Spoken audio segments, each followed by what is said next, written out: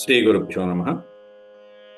వ్యాస విరచిత శ్రీమద్భాగవతంలో దశమస్కందంలో నేడు మనం 42వ అధ్యాయం ప్రవచించుకుంటున్నాం. ఈ అధ్యాయంలో కుబ్జని అనుగ్రహించినటువంటి శ్రీకృష్ణ పరమాత్ముని యొక్క లీలని మనం చెప్పుకుంటున్నాం. త్రివక్ర అనేటువంటి పేరుతో శ్రీకృష్ణ బలరాములకి ఇద్దరికీ కూడా ఆ మధురానగర పురవీధుల్లో చక్కటి లేపనాదుల్ని అన్నింటినీ కూడా తీసుకువెళ్తున్నటువంటి కుబ్జ ఎదురు రావటం, ఆమె స్వామికి చక్కటి గంధాన్ని చక్కగా అలంకరింపచేయడం, సేవించడం. ఆ తర్వాత శ్రీకృష్ణ పరమాత్ముడు ఆ కుబ్జ యొక్క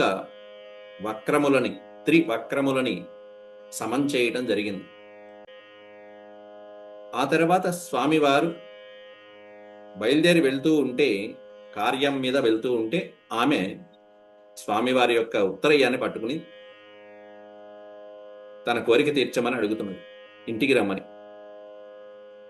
మన్మథావేశంతో ఉన్నటువంటి ఆమె.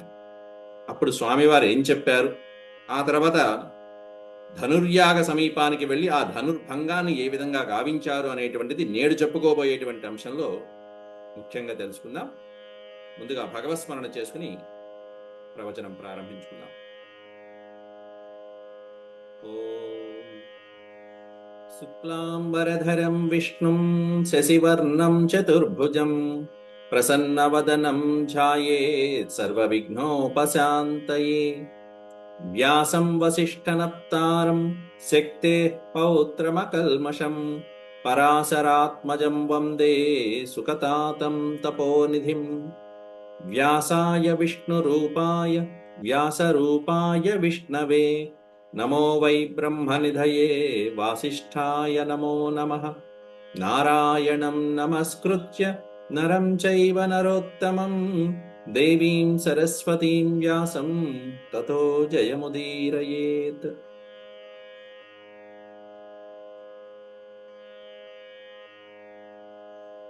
దశమస్కందంలో 42వ అధ్యాయం, అందులో 10 శ్లోకాల వరకు పూర్వపాఠంలో మనం పూర్తి చేసుకున్నాం. ఏహి వీరగృహం యామో నత్వాం త్యక్తుమిహోత్సహే త్వయోన్మథిత చిత్తాయాః ప్రసీద పురుషఋషభం, పురుషులలో శ్రేష్టమైనటువంటి వాడా. ఏహి వీరగృహం యామః, రామ ఇంటికి పోదాంపా అని చెప్పి ఆ ఉత్తరయం పట్టుకుని లాగుతున్నది ఆ కుబ్జ. వేంచేయుము మా ఇంటికి పంచశరాకార, ఓ పంచశరాకార. పంచశరుడు అంటే మన్మధుడి ఆకారంలో ఉన్నటువంటి వాడా. వేంచేయుము మా ఇంటికి పంచశరాకార అనుచున్ పై కొంగాకర్షించి హరిదిగిచ కామిని పంచాశుగ బాణజాల భగ్న హృదయై. మన్మథాకారంతో ఉన్నటువంటి శ్రీకృష్ణ పరమాత్ముడిని మన్మథావేశంతో ఆ కొంగు పట్టుకుని వెనక్కి లాగింది, ఉత్తరీయం పట్టుకుని వెనక్కి లాగింది. ఇంటికి పోదాం పదా అని చెప్పి, భగ్న హృదయై అని చెప్పి. దానికి ఓ పక్కనే ఉన్న రాముడు ఉన్నాడు పక్కనే.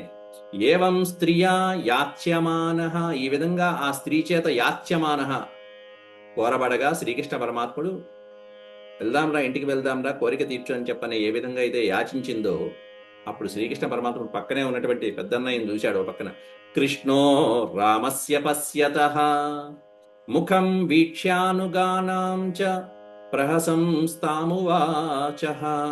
ఏవం స్త్రియా యాచ్యమానః కృష్ణో రామస్య పశ్యతః. కృష్ణుడు రాముని చూశాట. ఈ ద్వాపర యుగంలో ఉన్నటువంటి కృష్ణుడు త్రేతాయుగంలో ఉన్న రాముని చూసినట్టుగా ఉంది. కృష్ణో రామస్య పశ్యతః అంటే అక్కడ పక్క పక్కన పదాలు. కాబట్టి ఈ కృష్ణుడు బలరాముణ్ణి, అన్నయ్య అయినటువంటి బలరాముణ్ణి చూశాడు అని చెప్పి దాని అర్థం అక్కడ. దీనికి కూడా చక్కగా పోతనామాచుడు రాసింది. కామిని తిగిచిన కృష్ణుడు రాముని వీక్షించిన గుచురాజానన మత్కామితము తీర్చిపిద పన్ని మందిరమునకు వత్తు నేడలుగకుమి. కామిని తిగిచిన కృష్ణుడు, ఆ కామిని చేత లాగబడినటువంటి కృష్ణుడు రాముని వీక్షించి, అన్నయ్య అయినటువంటి రాముడి వంక ఒకవైపు చూపు చూసి, ఏమిటన్నా ఏం చేద్దాం అని చెప్పి అనుకున్నట్టుగా ఆయన యొక్క చూపులతోనే ఆయన నిర్ణయాన్ని తీసుకుని రాజానన అంటూ మొదలుపెట్టాడు. రాజానన అనే పదానికి అర్థం ఓ చంద్రముఖి, చక్కటి చంద్రబింబం లాంటి ముఖం కలిగిన దాన అని చెప్పి ఆయన చేతిలో పడ్డాక ఆ ముఖం మరి అది వరకు నల్లగా ఉంది, 3 వంకరతో ఉంది. ఈయన చేయి పెట్టేటప్పటికి అది ఆ ముఖం కాస్త చంద్రముఖం అయిపోయింది, ఆ నల్లటి ముఖం కాస్త. ఎందుకంటే పూర్వజన్మలో రాక్షసి శూర్పణఖ, అట్లాంటి ముఖం కాస్త ఇప్పుడు చంద్రవదన అయిపోయింది. రాజానన మత్కామితము తీర్చి పిదపన్ అన్నాడు అక్కడ. నేను ఇక్కడికి వచ్చినటువంటి పని వేరే పని మీద వచ్చాను కాబట్టి ఆ కార్యము నెరవేరిన తర్వాత మత్కామితం అంటే నేను వచ్చినటువంటి పని నెరవేరిన తర్వాత నీ మందిరమునకు వత్తు నేడలుగకుమి. చివరిలో అద్భుతమైన పదం పెట్టాడు, నేడు అలుగకుమి అన్నాడు. నువ్వు అలగమాకు, ఏమనుకో మాకు, అలగమాకు అని చెప్పి మరి కూడా చెప్పాడు.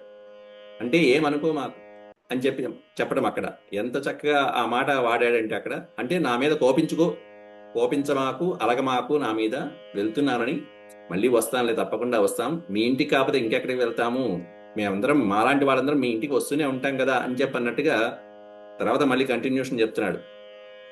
ఏష్యామి తే గృహం శుభ్రూ, అదేనా, ఏష్యామి తే గృహం శుభ్రూ పుంసామాధి వికర్షణం సాధితార్థో గృహాణాం నః పంథానాం త్వం పరాయణం. త్వం పరాయణం అనే పదం వాడాడు అక్కడ. అంటే మాలాంటి బాటసారులైనటువంటి వాళ్ళందరికీ కూడా నీ యొక్క గృహమే పరాయణం. పరాయణం అనే పదానికి అర్థం అక్కడ ఆశ్రయము, దిక్కు అని అర్థం. అక్కడ నీ గృహమే ఆశ్రయం కదా, నీ గృహమే ఆలవాలం కదా. కాబట్టి తప్పకుండా ఓ శుభ్రు అంటే అందమైనటువంటి కనుబొమ్మలు కలిగినటువంటిది, స్త్రీకి, అందమైనటువంటి స్త్రీకి సంబోధన వాడిన పదమ. శుభ్రు తే గృహం ఏష్యామి, తప్పకుండా నేను మీ ఇంటికి వస్తాను అన్నాడు. ఇక్కడ ఏష్యామి అనేది ఇక్కడ ఏకవచనం పెట్టాడు. అంతేగాని బలరాముడు నేను, అన్నయ్య నేను ఇద్దరం కలిసి వస్తాం అన్నాడు. అక్కడ ఏష్యామి తే గృహం ఏకవచనం పెట్టుకున్నాడు. అక్కడ ఏష్యామి తే గృహం శుభ్రూ పుంసామాధి వికర్షణం. పుంసాం ఈ పదాన్ని విడదీస్తేనండి, పుంసాం ఆధి వికర్షణం. ఆధి వికర్షణము అంటే ఆధి అనే పదం మనం చెప్పుకున్నాం. ఆధివ్యాధులు అనేటువంటి పదం అంతకుముందు వచ్చింది. ఆధివ్యాధులు అంటే, ఆధి అంటే మానసిక బాధలు, మనోవ్యధలు మొదలైనటువంటివన్నీ తొలగించుకోవాలంటే, ఆ పురుషుడైనటువంటి వాడు చక్కగా ఆనందంగా ఉండాలంటే తప్పకుండా నీ ఇంటికి వస్తాడు అట్లాంటి వాడు. అంటే వచ్చి ఆ మనోవ్యధలు తొలగించుకుంటూ ఉంటాడు నీలాంటి వారి గృహాలకి వచ్చి. సాధితార్థో గృహాణాం నః, సాధిత అర్థ గృహాణాం నః. సాధితార్థం అనే పదానికి అర్థం నః సాధితార్థ, మేము వచ్చినటువంటి పని సాధించిన తర్వాత, సిద్ధించిన తర్వాత. ఏ పని మీద వచ్చాడు మధురకి? కంసవధ అనేటువంటి కార్యం. అది లోపల గుట్టు, పైకి మాత్రం ధనుర్యాగం చూడటానికి. ఇది పైకి మాత్రం కంసుడు పిలిచాడు, ధనుర్యాగం అందుకుని వచ్చాము. లోపల మాత్రం కంసవధ చేయడం కోసం వచ్చాడు.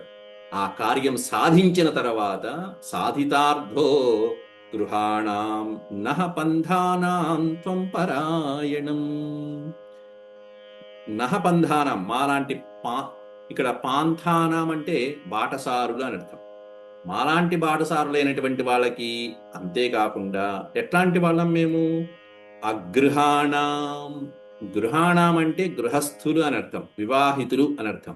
అగృహాణం అనే పదం పెట్టారు అంటే మా వంటి అవివాహితులైనటువంటి వారు అని అర్థం. అక్కడ వివాహం కాకుండా ఉండి అలా బాటసారులాగా సంచారం చేస్తున్నటువంటి మాబోటి వాళ్ళకి నీ ఇల్లే కదా పరాయణం, ఆశ్రయం. తప్పకుండా వచ్చి కాస్త భోజనం చేసి విశ్రాంతి తీసుకుని మా మనోవ్యాధులు తీర్చుకుని, మా శ్రమని, మా అలసటని అవన్నీ కూడా దూరం చేసుకుని, తప్పకుండా మా సాంసారిక బాధలన్నీ తీర్చుకుని, అప్పుడు ఆ తర్వాత మనస్తాపములు తొలగించేటువంటి మీలాంటి మీబోటి వారి ఇండ్లకి తప్పకుండా వచ్చేసి మా లాంటి బాటసార్లు సేద తీరుతూ ఉంటారు కదా అని చెప్పి త్వంపరాయణం, అలాంటి వారికి నీ ఇల్లే దిక్కు, శరణం, తప్పకుండా వస్తాను, రాకుండా ఎట్టా ఉంటానని మెచ్చుకుంటున్నాడు అక్కడ కృష్ణ పరమాత్ముడు.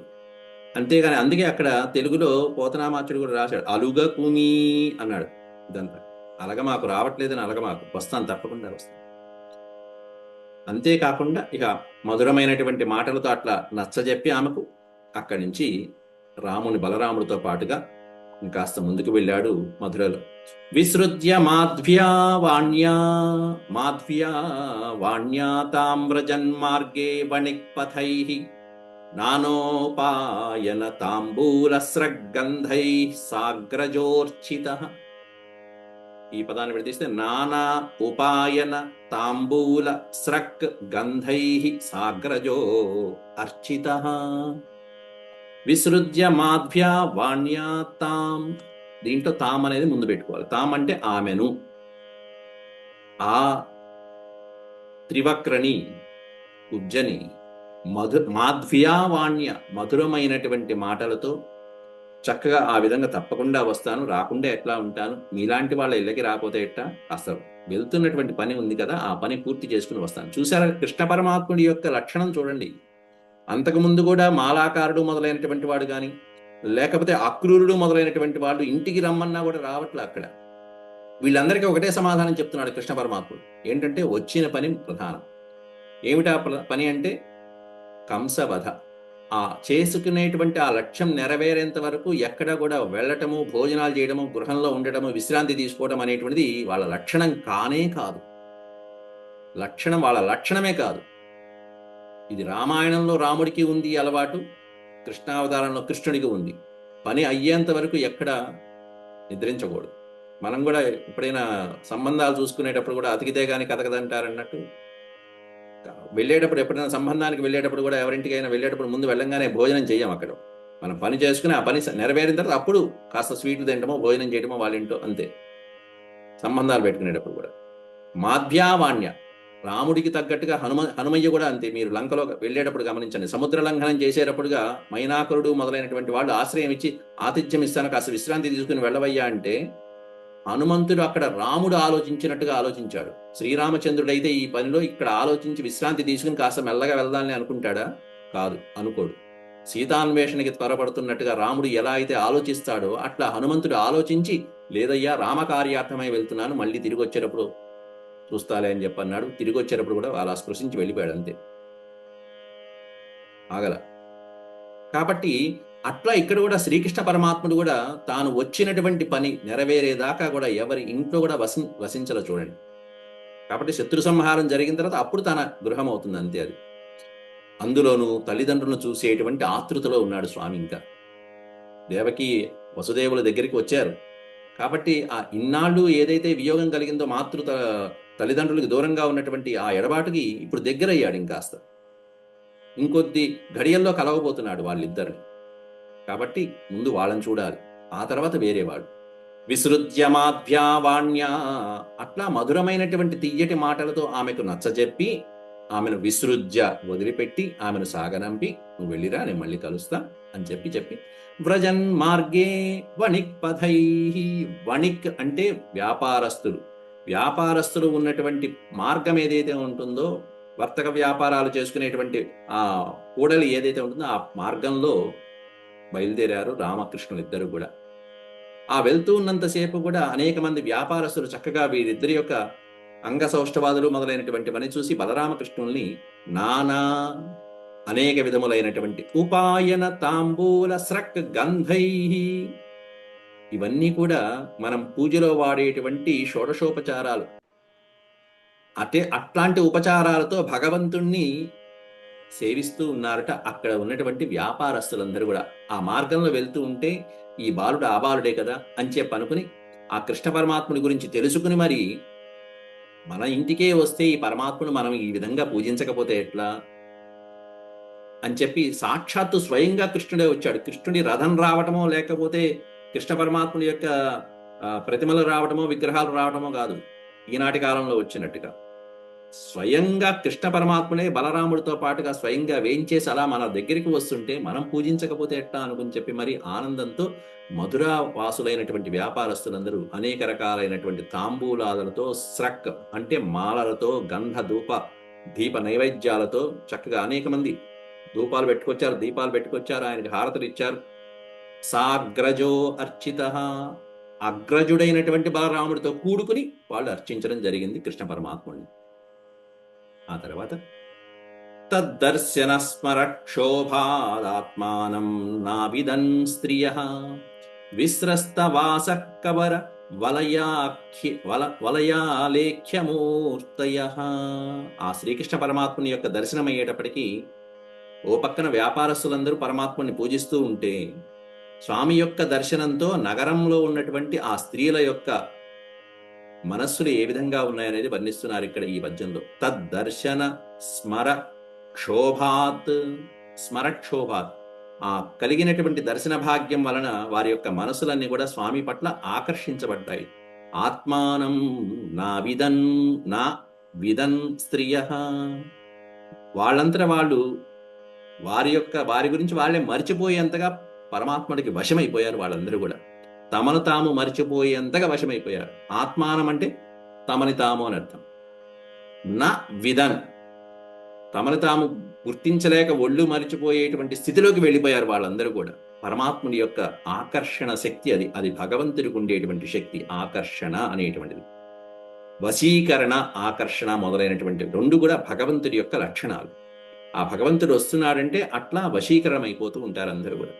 దాంతో ఎప్పుడైతే వాళ్ళల్లో వాళ్ళు తమను తాము మర్చిపోయారో, దాంతో వాళ్ళ యొక్క ఆభరణాలు, వస్త్రాదులు, మాలలు, శరీరములు మొదలైనటువంటివన్నీ కూడా విస్రస్త వాస, వ్యస్తమైనటువంటి వస్త్రములు కలిగినటువంటి వాళ్ళయ్యారు.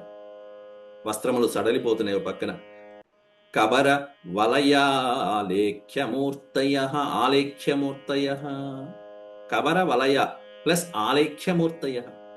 అంతేకాకుండా ఈ కంకణాలు, అలంకారాలు ఏవైతే ఉన్నాయో అవన్నీ కూడా అస్తవ్యస్తముగా ధరించడము. ఆలేఖ్యమూర్తయ అంటే ఒక పెయింటింగ్ వేస్తే, ఒక ఫోటో తీస్తే, ఒక చిత్రం వేస్తే ఎలా అయితే స్టాండర్డ్గా అలా నుంచుని ఉండిపోతారో, రెప్పలార్పకుండా కూడా అలా చూస్తూ ఉన్నారు స్వామి వైపు. ఇంకా ఆలస్యం చేయకుండా కళ్ళు మూసినా, ఆ రెప్పలార్పినా కూడా ఎక్కడ సమయం వృధా అయిపోతుందో, స్వామిని ఎక్కడ మిస్ అయిపోతామో అన్నట్టుగా ఆ భామినులందరూ కూడా, మధురా నగరంలో స్త్రీలందరూ కూడా లేఖ్యమూర్తయ, ఒక చిత్రకారుడు ఒక చిత్రం వేస్తే ఒక కాగితం మీద, ఒక వస్త్రం మీద ఎలా ఉంటుందో కదలకుండా నిశ్చేష్టమైపోయి ఉన్నారు అక్కడ వాళ్ళందరూ కూడా అని చెప్తున్నారు వ్యాసుల వారు అక్కడ. తతః పౌరాన్ పృచ్ఛమానో ధనుషస్థానమచ్యుతః తస్మిన్ ప్రవిష్టో దదృశే ధనురైంద్రమివాద్భుతం. తతః పౌరాన్ పృచ్ఛమానో, ఇక అక్కడి నుంచి నగరవాసుల్ని, మధురా నగరవాసులందరినీ కూడా కృష్ణ పరమాత్ముడు ధనుష స్థానమచ్యుత పృచ్ఛమాన. ధనుష స్థానం అంటే ధనుర్యాగము జరుగుతున్నటువంటి స్థానం ఎక్కడ? ఇక్కడ అంత చక్కగా అలంకారాలు చేయబడ్డాయి. ఈ నగరంలో ధనుర్యాగం అని ఎక్కడో జరుగుతుందిట, మీ కంసమహారాజు చేస్తున్నాడు ఎక్కడ అనేటువంటిది అన్ని కూడా ఆ అచ్యుతుడు పృచ్ఛమాన, పౌరాన్ పృచ్ఛమాన, ప్రజల్ని అడుగుతూ తెలుసుకుంటూ ఆ యాగస్థలికి ప్రవేశించాడు. తస్మిన్ ప్రవిష్టే దదృశే, ఆ యాగస్థలికి ప్రవేశించగానే మొట్టమొదటిలోనే ఒక అద్భుతమైనటువంటి ధనస్సును చూశాట. దదృశే ధనురైంద్రమివాద్భుతం, ఒక మహాధనస్సును ఒక దాన్ని చూశాడు. ఆ ధనుస్సు ఎలాంటిది అంటే ఇంద్రధనస్సులాగా ఉందిట. ఇంద్రై ఇవ అద్భుతం, పెద్ద ఇంద్రచాపం ఎలా ఉంటుందో అలాంటిది. ఇంద్రుడి యొక్క చేతిలో వజ్రాయుధము, ఇంద్రుని యొక్క ధనస్సు మొదలైనటువంటివి. అట్లా ఇంద్రధనస్సు వలె బృహత్కాయంతో ఉన్నటువంటి, బృహదాకారంతో ఉన్నటువంటి ఒక మహాధనస్సుని దదృశే ధను, అట్లాంటి శివధనస్సు లాంటి ధనస్సును చూశాడు. ఇది కూడా ఇక్కడ రామాయణంతో మనం పోలిక పెట్టుకోవచ్చు. ఇప్పుడు ఇంకా సేపట్లో స్వామివారు అలా ఎడం చేత్తో అవలీలగా ఆ ధనస్సుని విరిచేస్తాడు. అక్కడ రామాయణంలో రాముడు, శ్రీరామచంద్రుడు కూడా అంతే. అక్కడ శివధనుర్భంగం, ఇక్కడ ఇంద్రధనుర్భంగం. ఇంద్రుడి యొక్క ధనస్సుతో సమానమైనటువంటి ధనస్సుని ఇక్కడ వెరకొడుతున్నారు. పురుషైర్బహుభిర్ గుప్తమర్చితం పరమర్థిమత్ వార్యమాణో నృభిః కృష్ణః రసహ్య ధనురాదదే. పురుషైర్బహుభిః గుప్తమర్చితం, అనేక మంది సైనికుల చేత, రక్షక భటుల చేత రక్షించబడుతున్నటువంటి, గుప్తంగా ఉన్నటువంటి ఒక మహాధనస్సు. అది పెద్ద ఆర్చిలాగా ధనుర్యాగానికి అలా కట్టి దాన్ని జాగ్రత్తగా పూజిస్తున్నారు. అక్కడ ధనుర్యాగంలో అనేక మంది పూజిస్తున్నారు దాన్ని. అట్లాంటి ఆ ధనుసు దగ్గరికి వార్యమాణో నృభిః, నృభిః వార్యమాణః, నృభిః అంటే నరుల చేత, నృ అంటే నరశబ్దము తృతీయ బహువచనం, తృతీయ విభక్తి బహువచనం. వార్యమాణో నృభిః, అక్కడ ఉన్నటువంటి వాళ్ళందరి చేత వారించబడుతున్నప్పటికీ కూడా వెళ్ళొద్దు అని వారించబడుతున్న యాగం జరుగుతుంది, దాన్ని ముట్టుకోవద్దని చెప్పి అంటున్నా కూడా ఈ బలరామకృష్ణుల దగ్గరికి వెళ్ళారు. ఆ కృష్ణ పరమాత్ముడు కృష్ణ ప్రసహ్య ధనురాదదే, శ్రీకృష్ణ పరమాత్ముడు ఓ చిరునవ్వు నవ్వి, ప్రసహ్య ఓ చిరునవ్వు నవ్వి, ధను ఆదదే ధనస్సుని కాస్త తీసుకున్నాడు. ఎలా తీసుకున్నాడు అనేటువంటిది వర్ణిస్తున్నారు. కరేణ వామేన సలీలముద్ధృతం సజ్జం చ కృత్వా నిమిషేణ పశ్యతాం నృణాం వికృష్య ప్రభభంజ మధ్యతో యథేక్షుదండం మదకర్యురుక్రమః. మదించినటువంటి ఏనుగుకి ఒక చెరుకు గడ ఇస్తే ఏమవుతుందో అలా శ్రీకృష్ణ పరమాత్ముడి చేతిలో ఆ మహా ఇంద్రధనస్సు ఒక చెరుకు గడలాగా మారిపోయిందిరా. మదించినటువంటి ఏనుగు. యథా ఇక్షుదండం, ఇక్షుదండము అంటే చెరుకు గడ, ఇక్షుదండము. యథేక్షుదండం ఎవరికి? మదకరి ఉరుక్రమ, పరాక్రమించినటువంటి మదించినటువంటి మంచి కరి, కరి అంటే ఏనుగు, మదకరి ఉరుక్రమ. మదకరి అంటే మంచి మదించినటువంటి ఏనుగు లాంటి ఉరుక్రముడు శ్రీకృష్ణ పరమాత్ముడు. అంత ఆ విధంగా ఉన్నటువంటి శ్రీకృష్ణ పరమాత్ముడు అవలీలగా దాన్ని కరేణ వామేన, వామకరంతో పైకెత్తాట. వామకరము, దక్షిణకరము వామకరము, రెండు చేతులు. దక్షిణ అంటే కుడి చేతి, కుడి చెయ్యి, వామం అంటే వామహస్తం అంటే ఎడమహస్తం. ఎడమ చేత్తో అలా పైకి లేపాట. కరేణ వామేన సలీలముద్ధృతం. దాన్ని చక్కగా పోతన మహాకవి కూడా బంధుల్ మేలన వామహస్తమున చాపం వెత్తి మౌర్వీలతా సంధానం బొనరించి కొంచెం పుంతెగన్ శబ్దించుచున్ ధీరతా సింధుండా హరిదాని ఖండితముగా చేసన్ జనుల్ చూడగా గంధే బంబురసాదలం గంధే భంబురసాల దండంబునుగిన్ ఖండించు చందంబునన్. గంధే భంబు, గంధ ఇభంబు, మంచి సుగంధభరితమైనటువంటి పొగరెక్కినటువంటి ఒక ఏనుగు రసాలదండంబు. రసాలదండం అంటే చెరుకు విల్లుని, చెరుకు గడని అలా తీల్చి అటు ఇటు చక్కగా తొండంతో అవలేలగా దాన్ని ఎలా అయితే విరక్కొట్టి ముక్కలు చేసి హాయిగా ఆరగిస్తుందో ఆ విధంగా శ్రీకృష్ణ పరమాత్ముడు కేవలం బంధుల్ మేలన వామహస్తం. ముందు బంధువులు అంటే అన్నయ్య మొదలైనటువంటి వాళ్ళు ఎవరైతే పక్కన ఇంకో ఇద్దరు ముగ్గురు ఉన్నారో వాళ్ళు కృష్ణము కానీ అన్నారు. ఆ ధనస్సు చూడంగానే సిగ్నల్ ఇచ్చేశారు. రామాయణంలో శ్రీరాముడు ఆ ధనస్సును చూడంగానే ఆ ధనస్సు రాముడి దగ్గరికి చూడటానికి తీసుకొచ్చారు. అసలు చూడటానికి తీసుకొస్తున్నట్టే తీసుకురావడానికి, సభలోకి తీసుకురావడానికే 8,000 మంది కింకరులు ఆ చక్రాల బండిని తీసుకొచ్చారు. అక్కడ 5,000 మందో 8,000 మందో ఉంటుంది అక్కడ. చక్కగా వాల్మీకి వారి సంఖ్య కూడా చెప్పారు. ఆ చక్రాల బండి, చక్రాలతో శివధనస్సు పెట్టినటువంటి చక్రాల బండిని తీసుకుని సభలోకి తీసుకురావడానికి అంతమంది పట్టారట కింకరులు. 8,000 మంది కింకరులు దాన్ని సభలోకి తీసుకొచ్చారు. అట్లాంటి శివధనస్సుని అవలేలగా సీతమ్మ చిన్నప్పుడు బాల్యంలో చేత్తో అలా పక్కకి లాగేసి శివధనస్సు కింద బంతి తీసుకుంది. అందువల్ల అట్లాంటి వాడే కావాలి, ఆ శివధనస్సుని ఎక్కువ పెట్టేటువంటి వాడే కావాలని ఈయన పందెం పెట్టుకున్నాడు జనకయ్య, జనక మహారాజు. సరిపోయారు. వచ్చాడు ఆ వధువుకి తగ్గ వరుడు రానే వచ్చాడు. ఆ శివధనస్సుకి గురువుగారి వంక చూశారు. అప్పటికి గురువుగారు ఎవరున్నారు అక్కడ అంటే విశ్వామిత్రుడు. ఆయనే కదా ఇప్పుడు పెద్ద ఉన్న వాళ్ళలో. తండ్రి కూడా పక్కన లేడు ఆ సమయానికి, దశరథుడు కూడా. అందువల్ల విశ్వామిత్రుడు వాళ్ళని ఒక్కసారి చూసి, అయ్యా ఏమిటి మీరు చూడమన్నారు, చూడనా లేకపోతే కాసేమన్నా ముట్టుకోనా అన్నాడు పరమాత్ముడు. నువ్వు కానీ అన్నాడు. ఆయన సిగ్నల్ ఇచ్చేశాడు. చక్కగా 3 మార్లు శివధనస్సుకి ప్రదక్షిణ చేసి శ్రీరామచంద్రుడు, అక్కడ కూడా వినయం, ఆ సభ్యత, శివధనస్సుకి 3 సార్లు అలా ప్రదక్షిణ చేసి నమస్కారం చేసుకుని అప్పుడు ఆ స్వామి అలా చేత్తో పైకి లేపారు. లేపితే ఆ తర్వాత అక్కడే శ్రీరామచంద్రుడు ఏ విధంగా ప్రదర్శించాడో శ్రీకృష్ణ పరమాత్ముడు అదే విధంగా పెట్టాడు. ఇక్కడ కూడా ఆ వింటిని పట్టుకోవడం, మధ్యలో అలా పట్టుకోవడం, ఆ వింటి నారిని బిగించడం, మధ్యలో ఇట్లా పెట్ట లాగుతూ ఉండేటప్పటికి పెళ్ళను విరిగేటప్పటికి ఒక్కసారి అక్కడ శివధనస్సు, ఇక్కడ ఏమైనా ఇంద్రధనస్సు విరిగినట్టుగా విరిగిపోయినాయి. సంధానం బొనరించి, సంధానం చేద్దామని ఆ వింటి నారిని సంధిద్దామని చెప్పి ఒక్కసారి కొద్దిగా ఉంచేటప్పటికి కొంచెం పుందెకన్ శబ్దించుచున్, ఒకసారి ఆ తెగిపోయి మధ్యలో పెళ్ళని విరిగిపోయేటప్పటికి ఆ శబ్దం పెటపెటలాడిపోతూ ఉంటే ఆ శబ్దానికి, విల్లు విరిగినటువంటి శబ్దానికి ఆ కంసుడి గుండె గుబేరు అని ఒక్కసారిగా కంసుడు ఎగిరిపోయి ఇంకేముంది వాడు అక్కడే సగం చచ్చాడు. కరేణ వామేన సలీలముద్ధృతం సజ్జం చ కృత్వా నిమిషేణ పశ్యతాం. సజ్జము అంటే వింటినారి. అక్కడ ఆ మధ్యలో పట్టుకున్నారు స్వామి. ఆ వింటిని మధ్యలో పట్టుకుని సత్యం చ కృత్వా, ఆ వింటి నారిని బిగిద్దామని చెప్పి పైకెత్తుకుంటే నిమిషేన పశ్యతాం, ఒకసారి చూద్దామని చెప్పి అనుకుంటే నృణాం వికృష్య ప్రభభంజ మధ్యతో, అందరూ చూస్తూ ఉండగానే, మానవులందరూ రాజులందరూ అక్కడ అందరూ చూస్తూ ఉండగానే, అక్కడ కూర్చున్నటువంటి యాగశాలలో వాళ్ళందరూ చూస్తూ ఉండగానే వికృష్య ప్రభభంజ మధ్యతో, దాని మధ్య భాగంలో ఒక్కసారిగా ప్రభభంజ, ప్రా అనే అక్షరం పెట్టారంటే ప్రకృష్య అంటే మిక్కిలి శబ్దంతో, ఒక్కసారిగా భయంకరమైనటువంటి శబ్దంతో అది కాస్త విల్లు కాస్త ఒక్కసారిగా పెటపెటలాడుతూ ఒక్కసారిగా 2 ముక్కలు అయిపోయింది ఆ ధనస్సు కాస్త. ఎట్లా అంటే యథేక్షుదండం, యథా ఇక్షుదండం, ఏ విధంగా అయితే చెరుకు గడ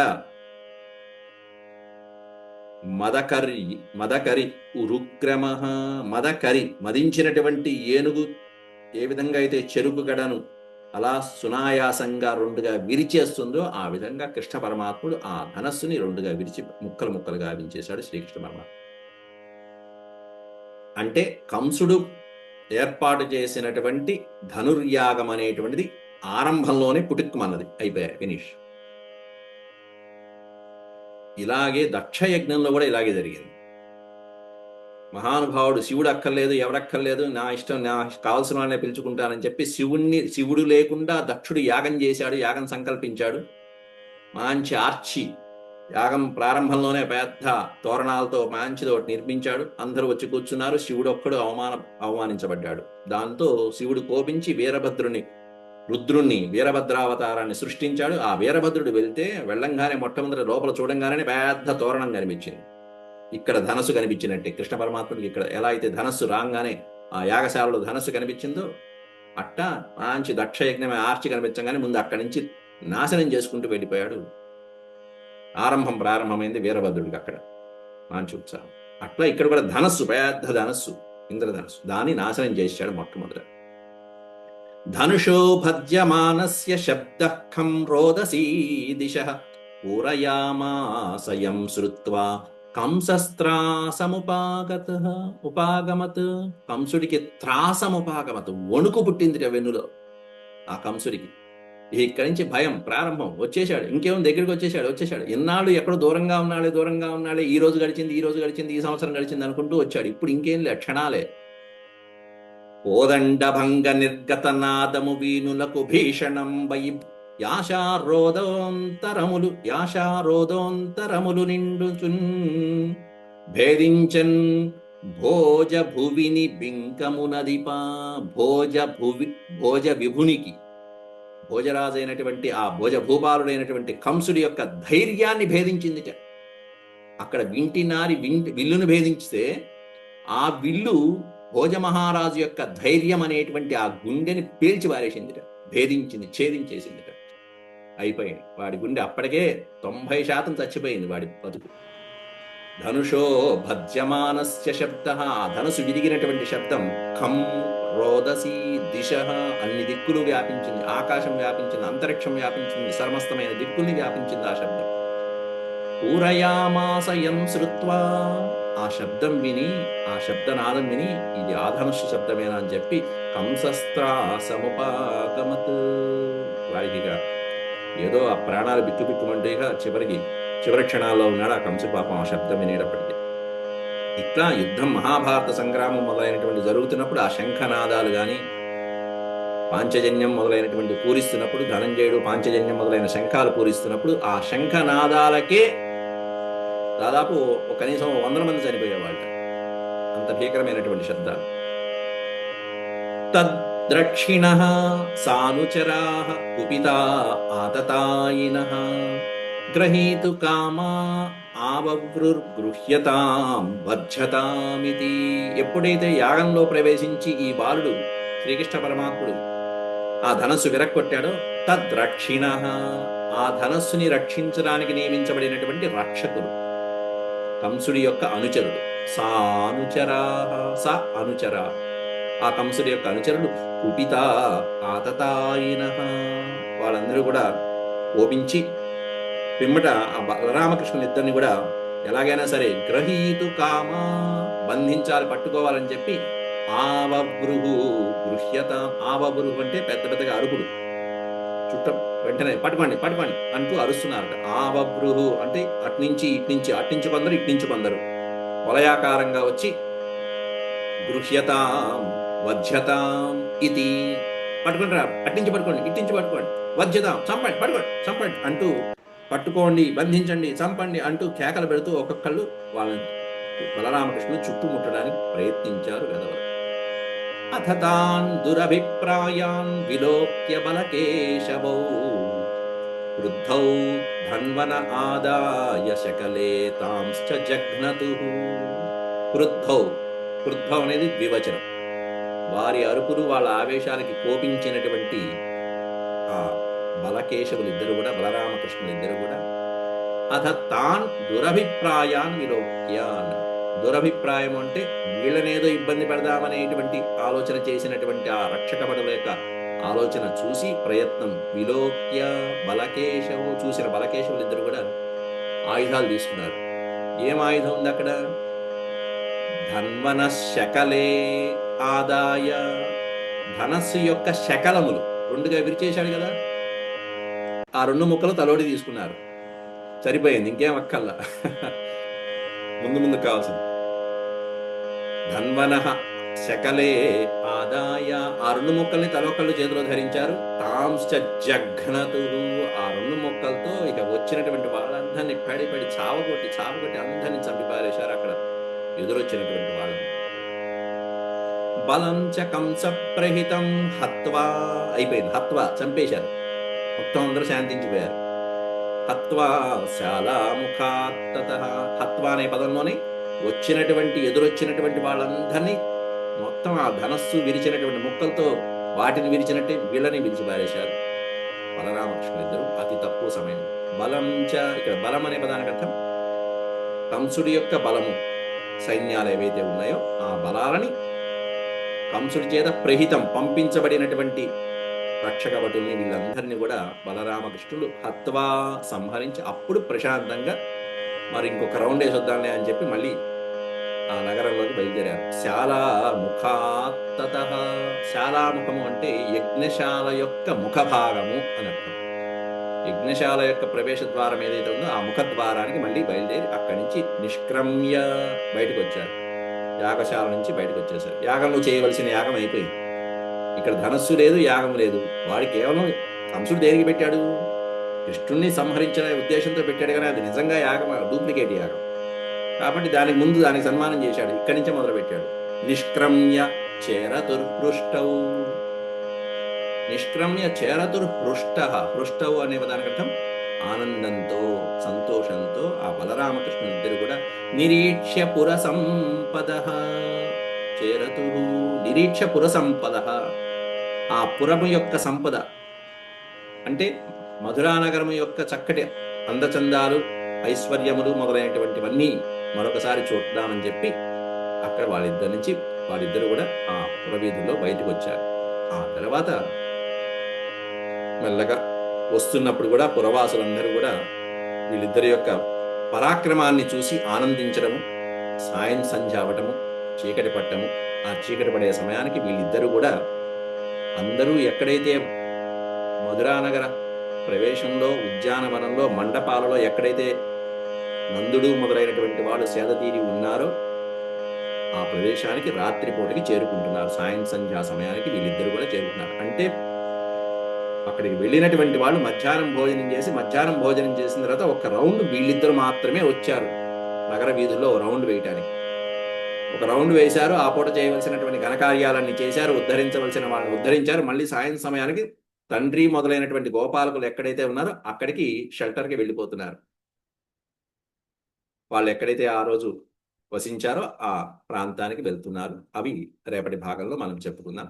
అంతవరకు సెలవు. ఇక సూర్యాస్తమయ వర్ణన, చంద్రోదయ వర్ణన అనేటువంటిది కూడా ముందు ముందు వచ్చే శ్లోకాల్లో చక్కగా అద్భుతంగా వర్ణించారు వ్యాసులు వారు. ఓం శాంతి శాంతి శాంతి. యదక్షరపద భ్రష్టం మాత్రాహీనం చ యద్భవేత్ తత్సర్వం క్షమ్యతాం దేవ. నారాయణ నమోస్తుతే. సర్వం శ్రీకృష్ణార్పణమస్తు. హరి ఓం.